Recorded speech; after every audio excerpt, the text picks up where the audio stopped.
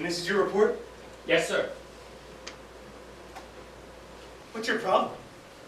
I don't... You captured an enemy combatant and you let him go? Yes, sir. And you admit to this? Yes, sir. Would you switch sides? And what's the matter with you? I don't know, sir. You don't know.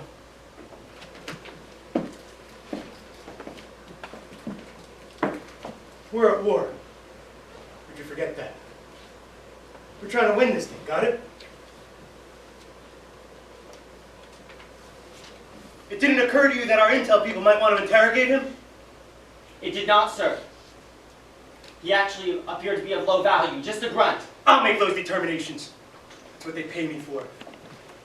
Unbelievable. Absolutely unbelievable. You let him go so he can return to his unit and shoot at us again! He won't! Oh, and how do you know this, Einstein? He left his weapon. He'll get another one!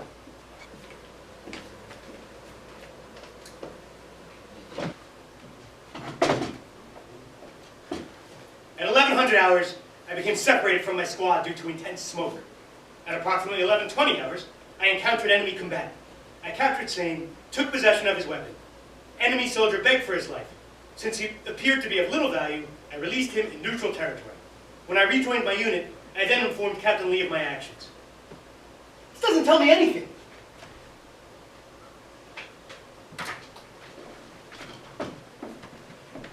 You're a good soldier. You were a good soldier. You know the rules of engagement. Now, I want you to tell me, in your own words, why did you let him go? I don't know if I can, sir. Try.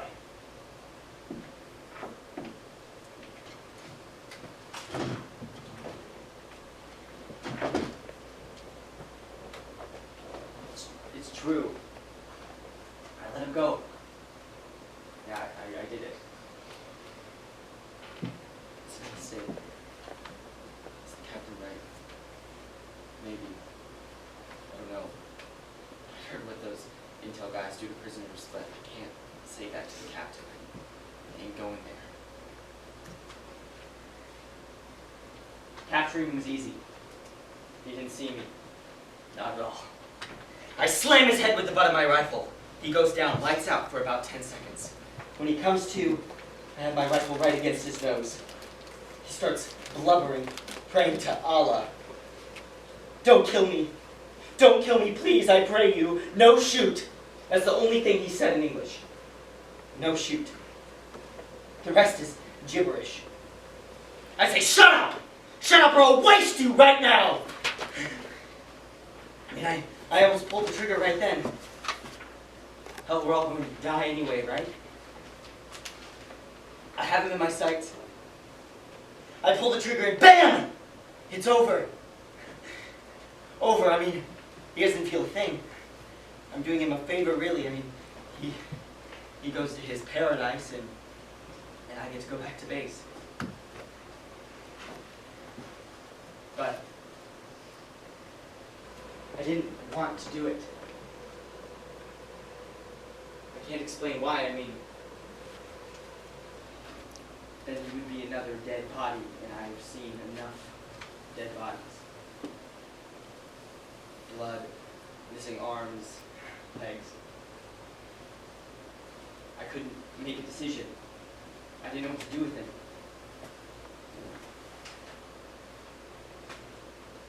I see his eyes and I have a strange thought. If I kill him, shoot him, would he be able to see for a few seconds afterward? See the light fading. Would his brain think, you shot me and I begged you, please don't. I don't know. Maybe he would be grateful. No more war for him. No more sleeping on the ground. Marching all day, every day. The heat and the noise. I never hear another mortar round. Probably half deaf already.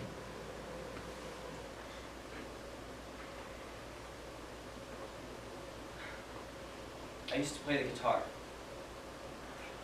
I was in a band before I joined up. If I played a wrong chord now, would I be able to hear it? Probably not.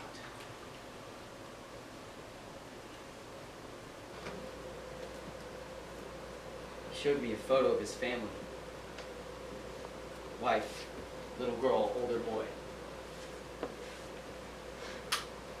Like, okay, what has this got to do with me? You got kids. All right, I get it. You got a family. He showed me another photo of a man in a coffin. In a coffin. Who takes pictures of dead men in coffins? This guy. Eventually I get it. The dead man is his father. I look closer at the photo and he has a flag folded up on his chest. It's the rebel flag. I can guess what happened. The government forces shot him. He's trying to tell me something, but what? What? Eventually I get it. His family will starve if he is captured. Like, okay, what has that got to do with me? Alright? Like, I care! People are starving all over the world. What am I supposed to do about it? And then he grabs my legs and I yell, let go! Let go! But no, he starts, he's crying so hard. He doesn't want his little girl and his little boy to die. They are everything to him. They are his life. And I just wish he would stop crying. Stop! But I try to get away from him, but I can't because he's holding on to me too tight. And I'm thinking, shit, fella! Man up! Don't be begging me for your life. I mean, I would never do that. If it's my time, pull the trigger. That's all I ask. Just make it a clean kill. I mean, if it's my time, it's my time. I mean, how could you get separated from your unit like that?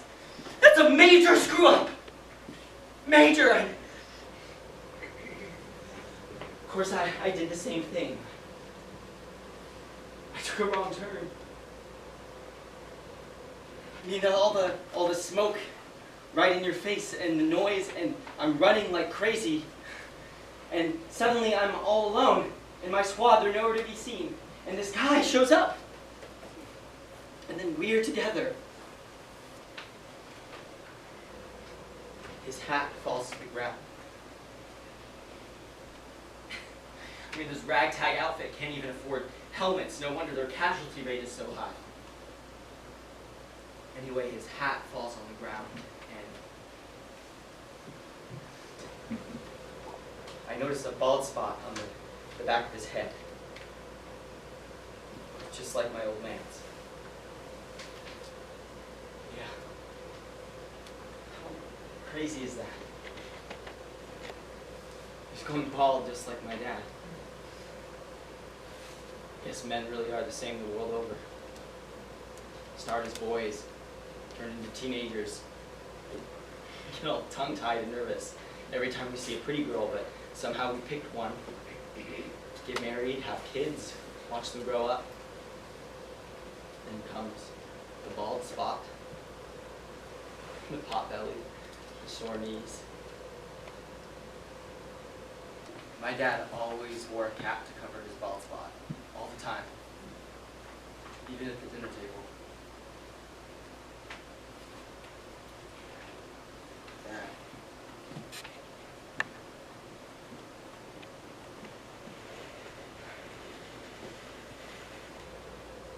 I let go of my rifle, let it fall to the ground. Dangerous move, I know, but I ain't afraid of him anymore. I mean, I don't know why. For one thing, he's completely helpless. I bend down, just to get his arms from my legs. and his left hand comes up, and I see his wedding ring.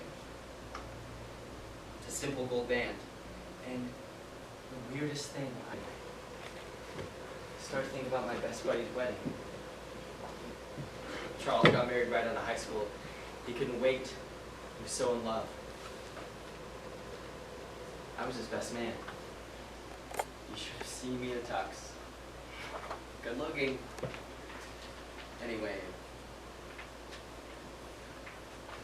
Charles couldn't afford anything fancy right out of high school.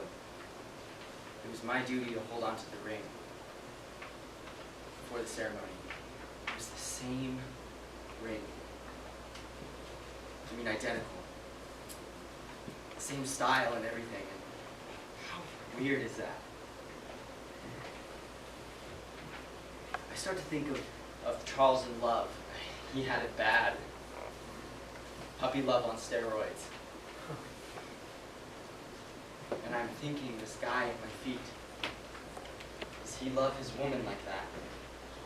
In the same way, kissing her, holding her hands, teasing her.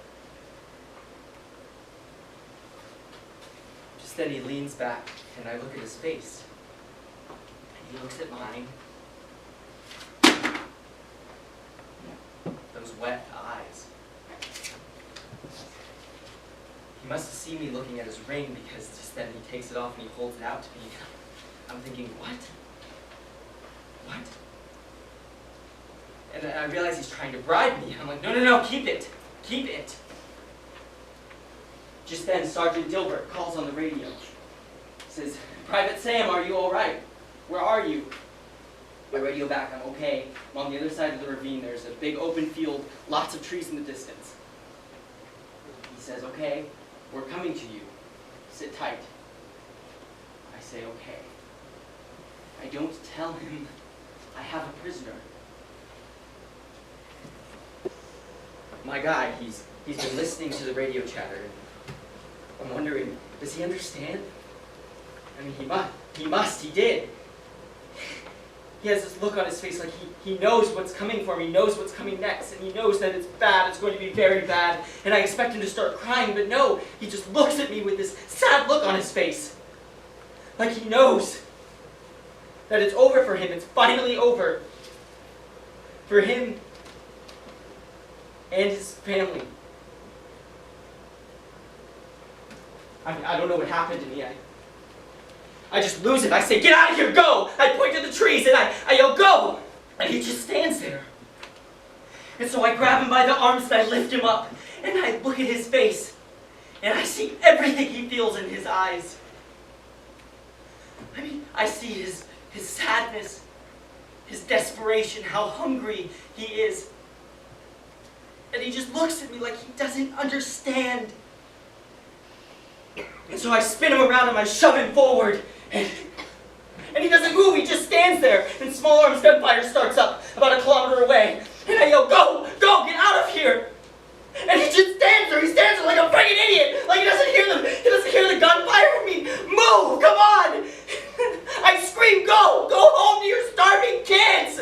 Please, go. And he doesn't move, he just stands there. And the gunfire gets louder. It's ours, and he just needs to move. Is he deaf? Move!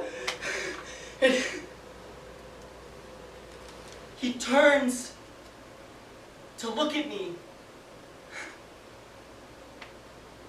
And I will never forget that face. Those wet eyes. I guess he wanted to be, he was grateful. He wanted to thank me, I guess. I point to the trees, I yell, you need to take cover, you need to hide from the enemy, from us. Run, buddy! He raises his right hand, as if to say goodbye to me. I mean, the gunfire is getting louder, and he's saying bye? I nod. He nods. And he turns, and he starts to walk. And it turns into a jog, and it turns into a run, and there's joy in that run. And I watch him run. I watch him run into the trees and disappear into the forest. Will he make it home to his family? Alive, or will he step on a landmine first? And if he makes it home, who will he kiss first? His kids? Or his wife? Will his kids dance around him? Will his wife cry like wives do when their husbands return home from war?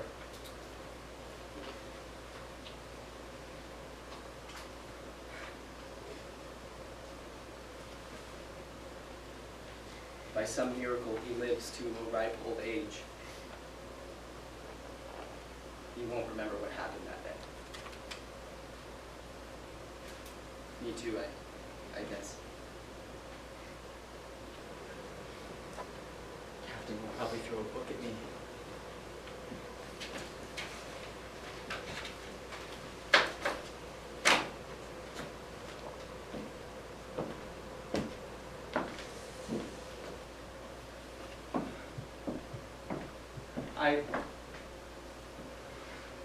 I'll be glad when this damn war is over.